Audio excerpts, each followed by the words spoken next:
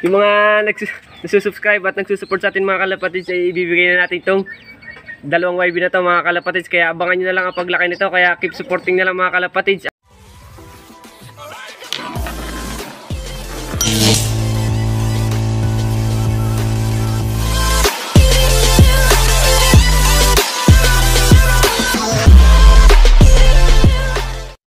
What's up mga kalapatids? For today's video is ngayon lang ulit tayo makapag-vlog kasi nga nagbagyuhan mga kalapatids. Bali, yun nga mga kalapatids, may nangyaring hindi maganda sa ating mga ibon kasi tinamaan ng mga virus ang ating ibon. Pero madali naman nating na-recovered sila mga kalapatids, sina Sky, sina Balonga. Kasi yung iba nagkatama din pero mabilis ko din na-recovered. Pero ngayon mga kalapatids ay wala na, recovered na sila lahat. Tapos ngayon naman mga kalapatids ay ipapakita ko nga sa inyo yung ibon ko na mga nilalaro ko sa NDR mga kalapatids. Ngayon lang sa atin nangyari ito mga kalapatids ulit. Ngayon lang ulit 6 training mga kalapatids. So ipapakita ko muna sa inyo ang mga jet fighter at hindi ko na yun patatagalin mga kalapatids. Yun lang. Bye. Mamaya pala mga kalapatids, mamaya ko pala ipapakita sa inyo. Kasi mga kalapatids, maglilinis pa ako ng loft ko. Hindi ko pala pangit magpapakita ng vlog na madumi. Kasi mga kalapatids, nagbagyuhan yung ampias ng ulan, ng hangin napapasok din sa loft. Pero hindi naman sila nababasa mga kalapatids kasi may hapunan sila. Yung baba, kumbaga yung sahig, yung mga ipot ay nababasa, nakalat yung ipot mga kalapatids. So lilinisin ko muna. So ang gagawin ko muna mga kalapatids, ay ipapakita ko nga muna sa inyo yung ating mga breeders mga kalapatids kasi may painakay na tayo mga gasuntok na pamimigay natin to mga kalapatids. So papakita ko sa inyo. Yun lang. Bye. Bali ito nga mga kalapatids yung ating breeders ngayon na yan mga kalapatids, may itlog na sila, lumilimlim. Bali hirap tayong palabasan ng ano nito, lagi namamatay ang sisiw, pinalta natin nakapares.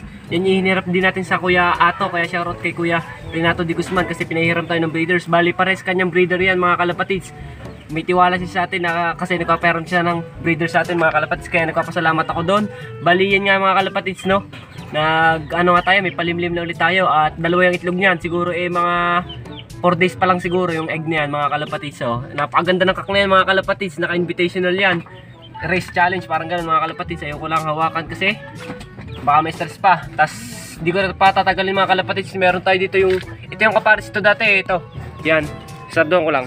Ito yung kapares yung dati mga kalapatids, yung ating Boris Island finisher na binili natin sa ating mentor na si John Robin Di Guzman mga kalapatids.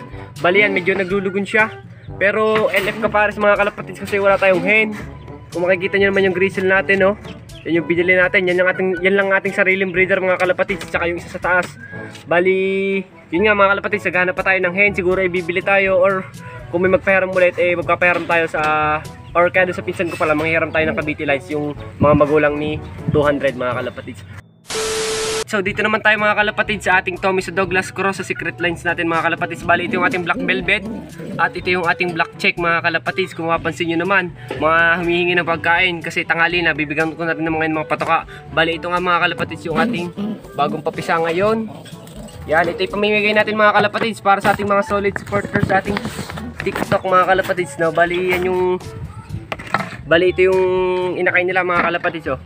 Yung isa ay sobrang medyo light, tapos yung isa naman ay itim na itim. Siguro ito mga kalapatids ang black velvet, tapos ito naman ang black check mga kalapatids or checkered lang. Hindi natin sure mga kalapatids. Kung mapansin nyo naman, halos magkasing laki lang sila. Kasi umaga, tanghali, hapon ay pinatutukan natin yan mga kalapatids. So hindi ko pa nabibigyan ng patuka ngayong tanghali, kaya kung mapansin nyo mga kalapatids, naghihingi na tong hen si Tommy Sot, itong ating secret lines mga kalapatids. Bali yung mga nagsusubscribe at nagsusupport sa atin mga kalapatids ay ibibigay na natin itong dalawang YB na to mga kalapatids. Kaya abangan nyo na lang ang paglaki nito, kaya keep supporting na lang mga kalapatids. At ilalagay ko muna to doon kasi patutukay natin ang ating breeder na Tommy sa Douglas kasi nanghihingi na. Let's go. Bali yan mga kalapatids, ilalagay na natin kasi magkapatoka tayo. Yan mga kalapatids, tapon natin ng tubig. Laging mga kalapatids, pagka may mga inakay kayo, basta naiputan yung yung painuman, itapon nyo na agad, paltan nyo na agad mga kalapatids para sa kalusugan ng ating mga YB. At saka minsan magbigay din kayo ng grits mga kalapatids. So lalagyan ko muna ng patoka. Itong patoka natin mga kalapatids, breeder mix yan, may mga guyam na pula na gawa kasi ng ulan. Ay nako yan mga kalapatids, mapasin nyo naman guyam na pula. So bibigyan lang natin siya mga kalapatids ng, hindi para to breeder mix mga kalapatids, flyer mix. Hindi tayo nakabili ng breeder mix tanghali yan mga kalapatids. Yan ang patoka natin. Bilhin na natin to mga kalapatids kasi basta talaga mga breeder na nagsusubo. Asahan mo laging matakaw yan kasi kada kain nila ibigay nila yan sa kanilang mga anak mga kalapatids. So yan, hirap pag walang cameraman. Ayan mga kalapatids, kung kasi nyo, tumutuka na sila. So huwag natin patagalin mga kalapatids. Punta naman tayo sa ating mga flower slope habang tumutuka itong ating secret lines at saka ating Tommy sa Douglas mga kalapatids. Ito yung pares na mga kalapatids, kaso hindi pa rin natin pwede itong bigyan agad kasi lugon pa. Pero maganda na rin yung nagkakakilanlan sila mga kalapatids pag nalagyan natin ito ng isang hen. So punta tayo dito mga kalapatids sa ating flower slope. Bali ngayon mga kalapatids, no, nung nakaraang 6 training sa May Kawayan, Bulacan, 107 kilometers or distance, umapansin nyo mga kalapatids, yan ang ating mga ibon, ang unti na. Yan na lang sila mga kalapatids, dati ang dami-dami nila dito.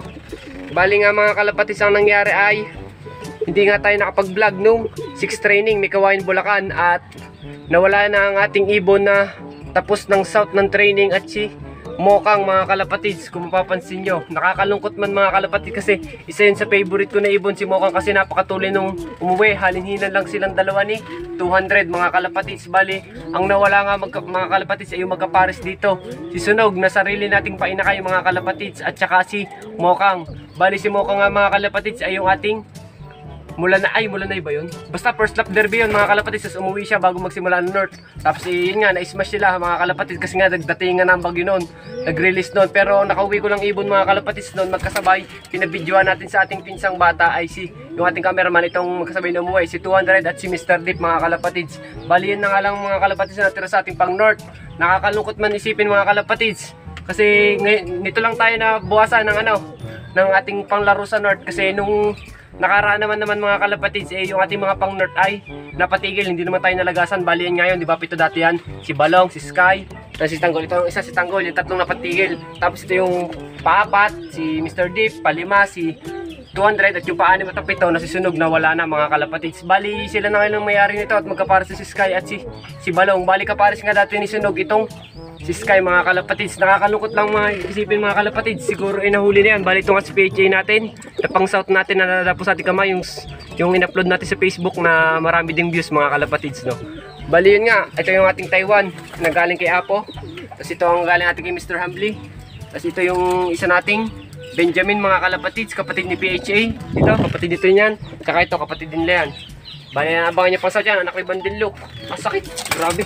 Ito si Balong mga kalapatids, no, si Sky. So yun nga, ito si Miss Champ galing kay Kuya Joe Wilkinson. Thank you sa binigay niyo sa aking ibon. Batcher na to mga kalapatids, pang south din natin yan. Bali karamihan nga ng mga iba natin panlaro may mga pinanggalingan. Bira na yung ating painakay lang. Ito painakay natin, kaso hindi ating breeder, hiram lang natin. Susubukan pa lang natin ngayon sa south. Pero dito muna tayo sa ating pang north mga kalapatids. Bali dadalawa na nga sila. Bali pag North mga kalapatids, sa aming club ay mahaba ang training.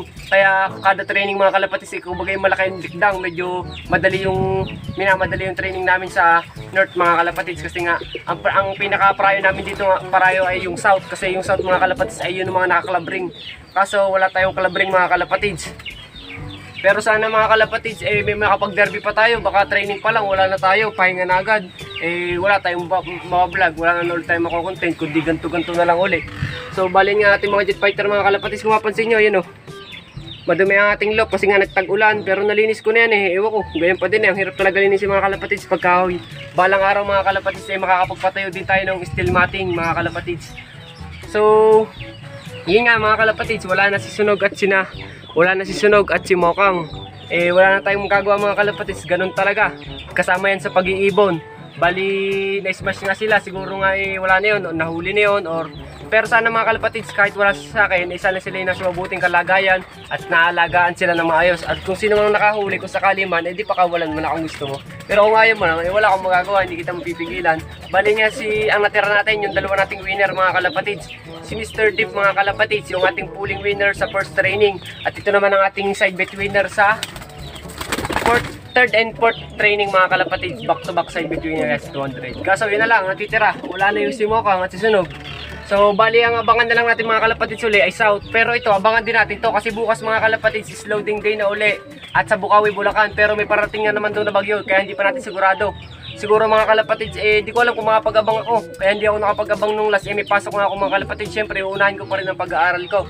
kaysa mag-vlog. Kasi yun nga, kailangan pa natin unahin ng pag-aaral kasi may estudyante pa tayo mga kalapatids. Kaya siguro di ko alam kung makapag-abang tayo sa Bukawi, Bulacan mga kalapatids. Kasi kung matutuloy yun, 113 kilometers or distance din yun mga kalapatids. Bali ang ano ay 6 kilometers lang. Parang ang ginawa minaliit nyo muna training kasi nga napatigil sila. Dapat sila may training din ng Sabado wala. Kasi nga na may bagyo. Kasi ngayon naman Martes na, bukas atang Miyerkules magkakakargahan kami. So yun lang mga kalapatids, no? Hindi muna ako magpapatoka kasi tanghali lang naman. Napatoka ko na tong mga to at naparonta ko na din. Yan si Sky, si Nabalong, see you in South. Pero ito, may panlaro pa tayo sa North. Sana maging matibay sila. Yan na lang ang ating abangan, yung dalawa. Kung sila makadulo, parehas nating i-derby. Promise mga kalapatids, hindi na ako magde-derby ng iisa ang ibon, excuse me.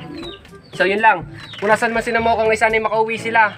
So dito ko natatapusin ang video na to. Huwag nyo laging kakalimutan mag-like mga kalapatids sa ating video. Kasi medyo mahina ng ating viewers sa YouTube ngayon mga kalapatids. Kaya lumipat ako sa Facebook. Pero pares pa rin ako mag-upload doon. Kaya follow nyo rin yung Facebook ko. Si Paulop ang pangalan. Paulop. So yun lang mga kalapatids. Please like, comment, share, and subscribe to my YouTube channel. Paulop TV. Yun lang. Bye!